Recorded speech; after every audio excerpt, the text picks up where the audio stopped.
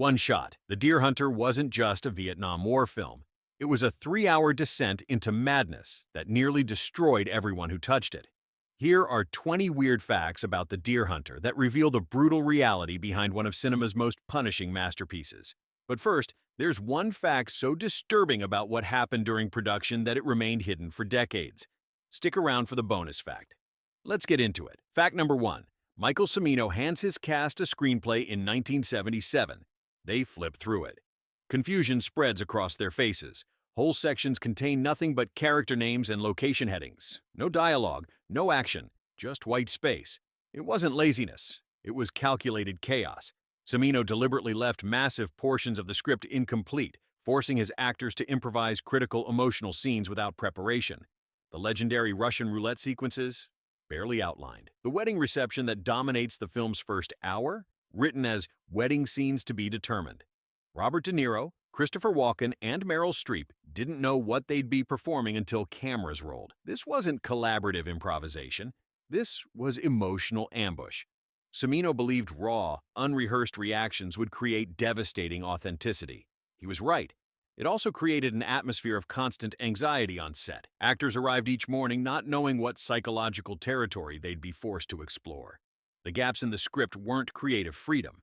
They were traps designed to capture genuine fear and confusion. What appears on screen as naturalistic brilliance was actually controlled panic. Fact number 2. The Russian roulette scenes weren't just controversial. They became deadly. After the film hit HBO in 1979, a Los Angeles teenager reenacted the scene and died instantly. Authorities reported at least 28 similar cases within 18 months, mostly young males who spun real revolvers after watching the film. Some survived with catastrophic injuries. Others didn't. Mental health experts debated whether Cimino introduced a dangerous idea or simply dramatized something already lurking in reckless minds. Cimino insisted the film condemned violence, but the imagery proved too powerful. Networks eventually added warnings before broadcasts. The tragedy shaped long-term conversations about media influence and responsibility. For many, the roulette scenes became cautionary tales not just in cinema, but in real life. Fact number 3. Christopher Walken didn't achieve Nick's hollow, broken look through makeup. He physically destroyed himself. During the Saigon gambling den sequences, Walken began slapping his face between takes. Hard, repeatedly. Crew members watched as his cheeks shifted from red to purple and tiny veins burst beneath the skin. He did it because Cimino demanded a deeper level of dissociation. No one stopped him. No producers intervened. The brutality became part of the aesthetic. In close-ups, you're not seeing cosmetic distress. You're witnessing actual facial trauma accumulating across multiple takes. Walken later brushed it off, claiming the role required complete surrender. The real pain shows. Fact number 4. Michael Cimino filmed 51 minutes of the wedding reception that appear in the final cut, an extraordinary amount for a single sequence. To capture it, he took over a Russian Orthodox church in Cleveland for 5 days. But authenticity, not scale, is what makes the scene unforgettable. The extras weren't actors, they were local steelworkers, many recently laid off as the industry collapsed. They brought real cultural knowledge to every frame. The dances weren't choreographed.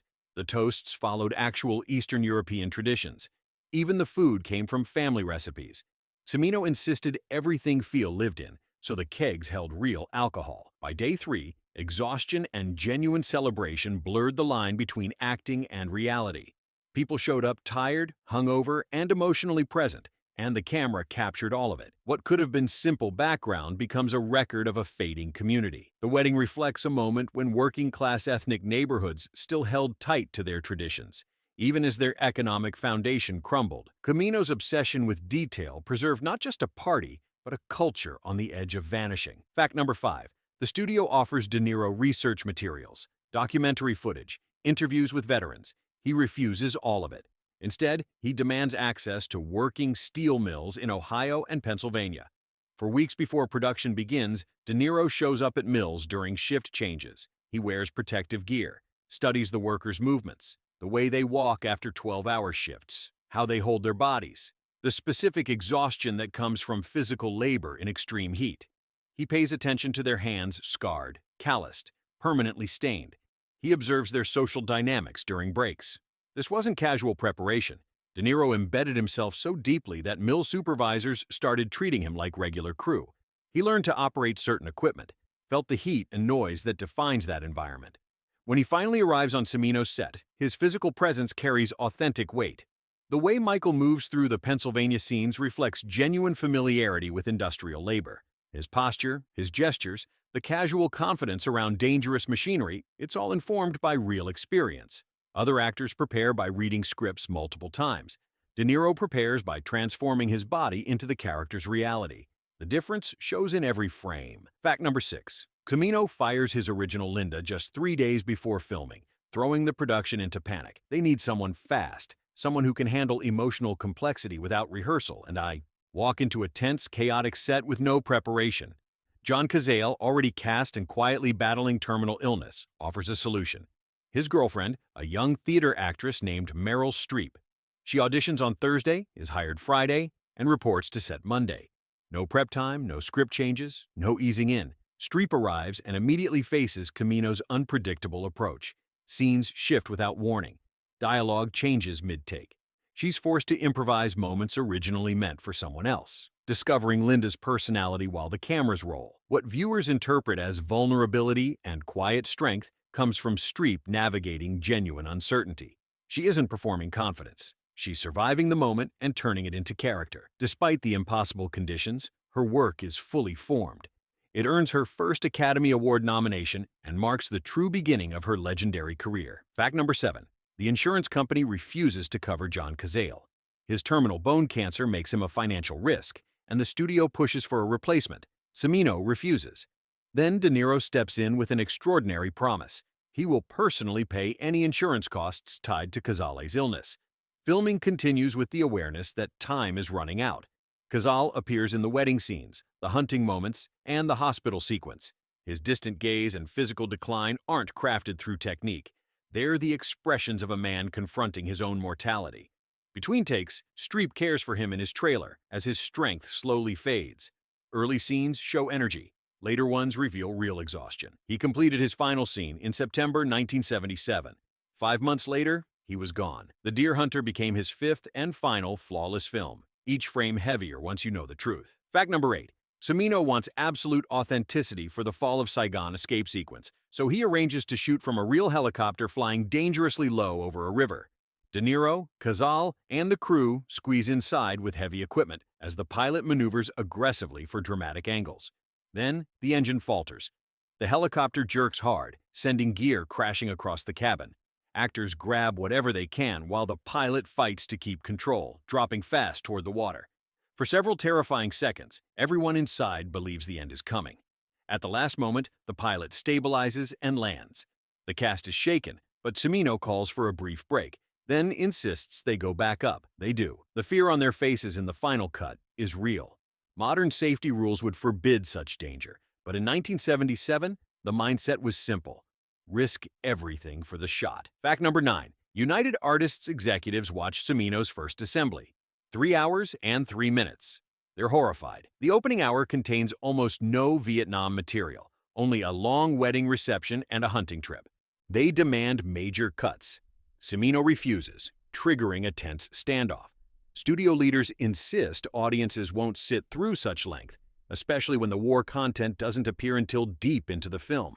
They cite research claiming 90 minutes is the ideal commercial runtime. Cimino threatens to walk away, and his contract gives him enough creative power to make that threat real. United Artists realizes forcing him could spark costly legal trouble. The compromise allows Cimino's full 3-hour version for initial release, with the studio keeping the right to craft a shorter cut later. Test screenings surprise everyone. Viewers stay fully engaged. The slow build-up deepens emotional impact, making the Vietnam sequences hit harder. Critics praise what the studio wanted removed. Cimino's stubbornness becomes artistic triumph.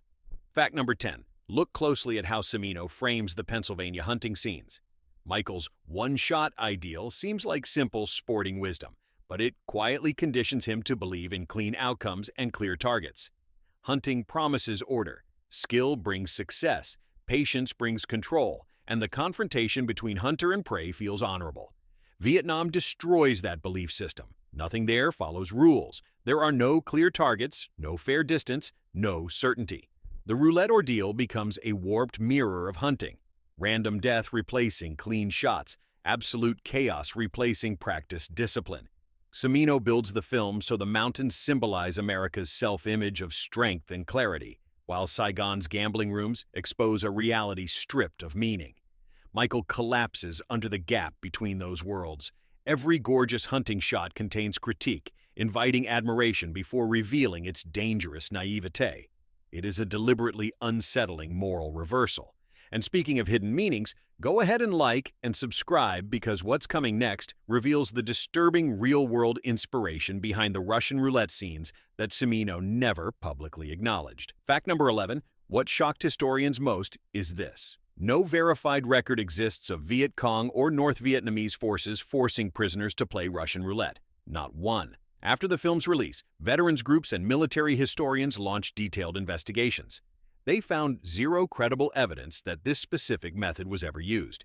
Cimino claimed he drew from period accounts, but researchers couldn't locate his sources. Some believed he blended unrelated reports into a fictional composite. Others argued he invented a scenario that unfairly distorted the conflict. The debate grew intense. Some veterans defended the scenes as emotional truth. Others condemned them as harmful invention. Cimino never settled the issue. He insisted the roulette sequences functioned as metaphor and that thematic impact mattered more than literal accuracy. Critics disagreed sharply. The scenes remain the film's most iconic and most disputed element. They succeed powerfully as cinema, yet fail as history, creating an image so vivid it replaced reality in public memory. Fact number 12. The climactic hunting moment where Michael chooses not to take the shot had to be perfect. One opportunity, De Niro tracking the deer through his scope, the pause, the decision, the rifle lowering as the deer escapes into the trees. Cimino prepares everything with absolute precision. They have one trained deer, one ideal lighting window, and only one chance to capture this turning point. If anything goes wrong, the animal's movement, the camera's timing, the actor's rhythm, the entire setup collapses. Recreating the conditions would take days. Cameras roll. The deer appears exactly where handlers predicted. De Niro tracks steadily. The scope aligns. His finger settles, then stops. He lowers the rifle. The deer runs. Cut. Perfect. One take. No backup. That small gesture reflects Michael's transformation, his quiet refusal of the violence that once defined him. The power of the scene comes from real tension. De Niro acting without a safety net, the deer moving naturally, and everything aligning through sheer trust and timing. Fact number 13. The hospital reunion between Michael and Nick is one of the film's most devastating moments. Cimino planned dialogue for the scene, but Walken discarded it the moment cameras rolled. Instead, he murmured softly, I feel a lot of distance. I feel far away. Those lines were never in the script. Walken reached for something personal, something unfiltered, and let the words form in real time. De Niro wasn't expecting any of it. His stunned expression isn't acting. It's genuine reaction to a scene partner stepping into completely unplanned emotional territory. The moment works because both men drop their preparation and meet in a place that feels painfully real. Walken later won the Academy Award for Best Supporting Actor, much of it owed to this scene. What voters praised as precise character work was actually an actor letting go of technique and accessing something raw. Cimino's loose script made space for that vulnerability, trading comfort for unforgettable truth. Fact number 14. Cimino films the funeral that closes the film's central act with a single goal: genuine emotion. To achieve it, he casts real members of the local community. Many are veterans, some lost friends or family in Southeast Asia. Their grief isn't performed, their prayers aren't staged. When the camera moves across their faces, it captures people revisiting real memories, not actors simulating sorrow. The line between fiction and lived experience disappears. These non-actors stand beside trained performers, creating a powerful contrast. The professionals bring structure, the community members bring weight. Together they form a texture that feels closer to documentary than traditional drama. Every expression, every trembling moment carries the imprint of real loss. This choice raises difficult questions. Did Cimino have the right to draw on community pain for his art? The ethics are complex, but the result is undeniable. The funeral scene devastates because every frame contains authentic human sorrow. Fact number 15. Vietnamese expatriate communities organized demonstrations outside theaters across the United States and Europe, protesting the film's portrayal of their culture. They carried signs, handed out leaflets detailing historical inaccuracies, and urged audiences to boycott. Their main objections focused on the Russian roulette sequences and the film's depiction of Vietnamese characters as cruel antagonists. Protesters argued that The Deer Hunter reduced their people to one-dimensional villains while presenting American characters as blameless victims. The absence of Vietnamese perspectives or meaningful character development only strengthened their criticism. Cimino defended himself by saying he made an American film about American trauma, not a balanced historical account. This explanation satisfied almost none of his critics. Many Vietnamese viewers felt their humanity had been overshadowed to serve American emotions. The controversy raised broader questions about who controls narratives in Western cinema. The Deer Hunter still won Best Picture, but the protests exposed the film's ethical limitations and cultural imbalance. Fact number 16. The original cut ended with Nick's funeral and Michael's wordless stare. Dark, unresolved. Cimino thought it perfect. Test audiences hated it. They wanted some resolution, some hint of meaning or redemption after 3 hours of devastation. The studio demanded something different. Cimino reluctantly added the diner scene where survivors gather after the funeral and haltingly sing God Bless America. The moment was controversial immediately. Some critics found it beautifully ambiguous, uncertain characters reaching for shared identity through traditional song. Others considered it flag-waving sentiment that betrayed the film's critical edge. The ambiguity works because the singing is so tentative, so uncertain. These aren't triumphant patriots. They're broken people grasping for something, anything, that connects them to the country that sent them into horror. The song becomes question rather than answer. Are they reclaiming American identity or exposing its emptiness? The scene's power derives from its refusal to choose. Both readings exist simultaneously. That last-minute addition Cimino resisted became one of the film's most analyzed moments. Sometimes studio interference accidentally creates profound ambiguity. Fact number 17. Method acting taken to interpersonal extreme. De Niro and Walken agree before production begins. They won't socialize between takes when filming their most intense scenes. No casual conversation, no jokes to break tension. They'll maintain character distance to preserve on-screen dynamic. This meant during the hospital reunion sequence, the actors barely interacted off-camera. They'd retreat to separate areas, avoid eye contact, save all communication for actual performance. The choice created genuine discomfort that reads on screen as character alienation. When Michael desperately reaches for Nick and fails to connect, that's partially real distance between De Niro and Walken. Other cast members found this approach pretentious or extreme, but the results justified the method. The Michael-Nick relationship feels authentically fractured, partly because the actors performing it deliberately maintained authentic friction. They denied themselves the release valve of casual interaction. Every encounter carried accumulated tension. This wasn't healthy workplace practice. It was psychological stress in service of authenticity. Modern acting theory questions whether such methods are necessary or simply self-destructive. But for The Deer Hunter, the strategy produced undeniable results. Fact number 18. The ratio between footage shot and footage used in the final film was astronomical. For every minute that appears on screen, Cimino filmed approximately 60 minutes of material. This wasn't coverage or alternate takes. This was exhaustive exploration of every possible angle, performance variation, and emotional tone. The editing process became legendary nightmare. Editor Peter Zinner faced hundreds of hours of footage to organize and review. Simple scenes existed in dozens of variations. Cimino's refusal to commit to specific approaches during production meant every decision got pushed to post-production.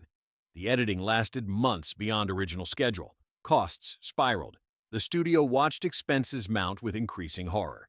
This profligate approach to filming nearly ended Cimino's career before his next project, Heaven's Gate, actually did destroy it. But for The Deer Hunter, the exhaustive footage gave editors extraordinary options.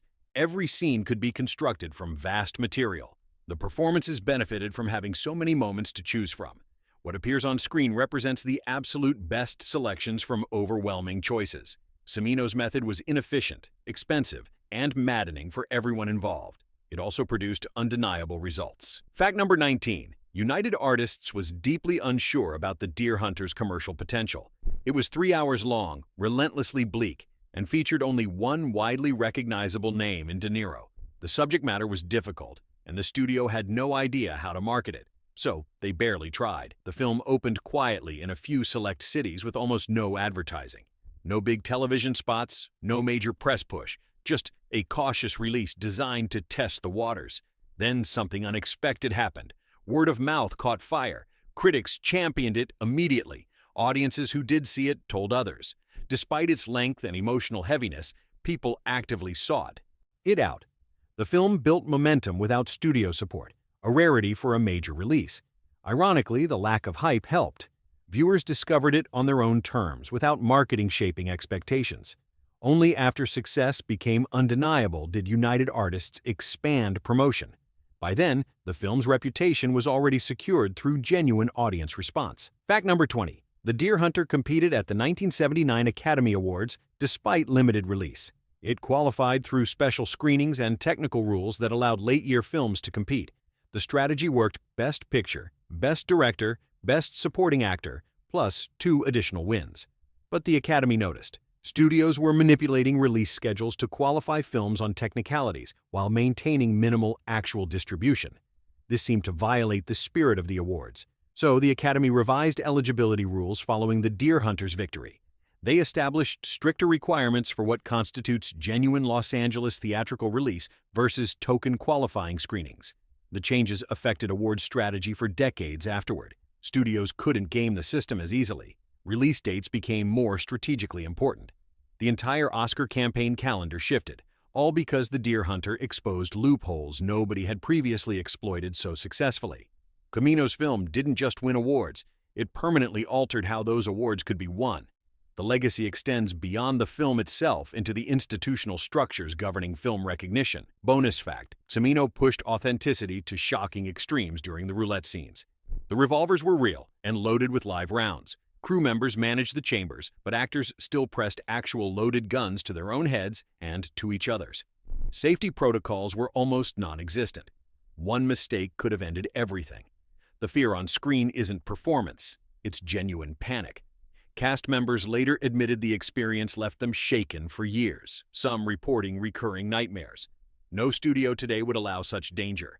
But in 1977, Cimino convinced everyone to accept real risk in pursuit of unsettling realism. The Deer Hunter succeeded despite nearly killing its cast, devastating its performers, and generating massive controversy. It changed American cinema's willingness to tackle Vietnam directly. It proved audiences would endure difficult, lengthy films if the emotional truth justified it. And it revealed that sometimes the gap between art and ethics creates the very power that makes art unforgettable. What other classic films hid production secrets this disturbing? Drop a comment below, and don't forget to subscribe, because Hollywood's greatest masterpieces often required sacrifices nobody should have been asked to make. One shot, one film, one permanently altered life for everyone involved.